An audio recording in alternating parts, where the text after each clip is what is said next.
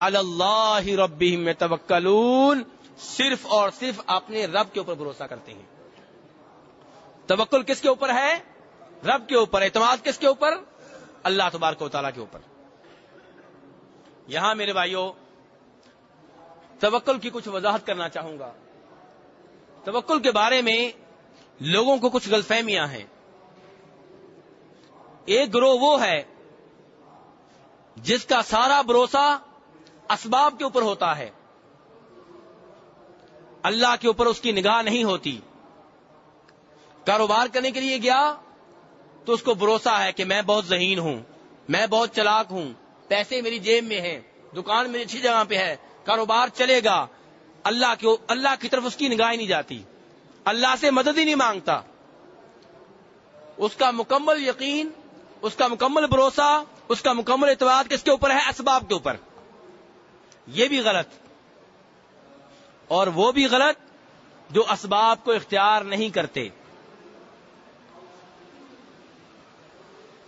جناب رسول اکرم صلی اللہ علیہ وسلم نے میرے بھائیوں جب بدر کی لڑائی لڑی تھی تو کیا آپ گھر میں بیٹھے رہے تھے؟ نہیں میرے بھائیوں، 313 صحابہ کرام کو لے کے یہاں سے 170 کلومیٹر دور بدر کے مقام پہ پہنچے تھے. جو تلواریں تھیں ساتھ لے کے گئے تھے، جو گھوڑے تھے ساتھ لے کے گئے تھے، جتنے نیزے موجود تھے ان کو ساتھ لے کے گئے تھے. میدان میں پہنچ گئے، صفیں بنا لی، اسباب اختیار کر لیے. اب بھروسہ کس کے اوپر؟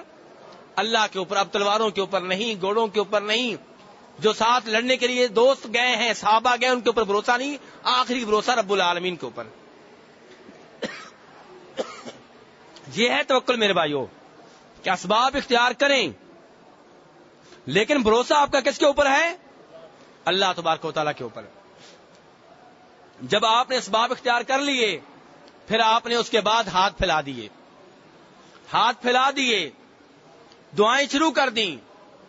صحابہ اکرام کہتے ہیں کہ روتے رہے، رب کو پکارتے رہے، رب سے مانگتے رہے اور کہتے رہے اے اللہ، یہ چھوٹی سی جماعت جو میں نے تیار کی تھی اس کو میں میدان میں لے آیا ہوں. یا اللہ اگر یہ ہلاک ہو گئے، یا اللہ اگر یہ ختم ہو گئے تو اس زمین کے اوپر تیرا نام لینے والا کوئی نہیں بچے گا.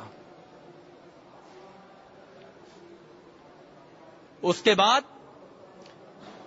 دعائیں کرتے رہے، روتے رہے، حتیٰ کہ جناب ابو بکر صدیق رضی اللہ عنہ کو آپ کے اوپر ترس آنے لگا. وہ آئے، انہوں نے آ کے آپ کی چادر ٹھیک کی اور کہا حسبک یا رسول اللہ، اللہ کے رسول بس کریں، آپ کا رب آپ کو رسوا نہیں کرے گا، آپ کا رب آپ کو بے یار و مددگار نہیں چھوڑے گا.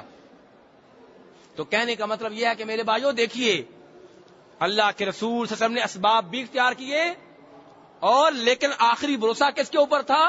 رب الاسباب کے اوپر، وہ جو اسباب کا مالک ہے، جس نے اسباب ہمیں دیے ہیں. بھروسہ اسباب کے اوپر نہیں ہے. اسے کہتے ہیں توکل. توکل ان کے پاس بھی نہیں ہے جو صرف اسباب کے اوپر بھروسہ کرتے ہیں، رب کو بھول جاتے ہیں. اور توکل ان کے پاس بھی نہیں ہے جو اسباب اختیار ہی نہیں کرتے، گھر میں بیٹھے ہوئے ہیں کہ رزق خود چل کے آئے گا.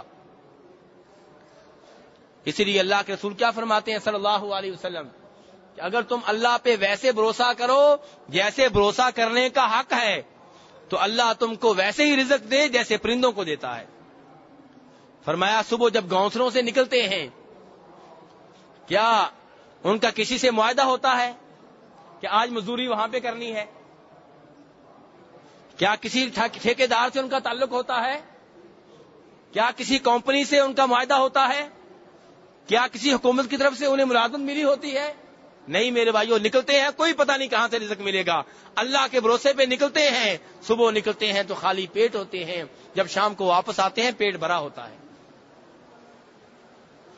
فرمایا اگر تمہارا اللہ پہ ایسے ہی بھروسہ ہو جیسے پرندوں کا ہے، تمہارا اللہ پہ ایسے ہی توکل ہو جیسے پرندوں کا ہے، تو اللہ تم کو ایسے ہی رزق دے گا جیسے ان پرندوں کو دیتا ہے.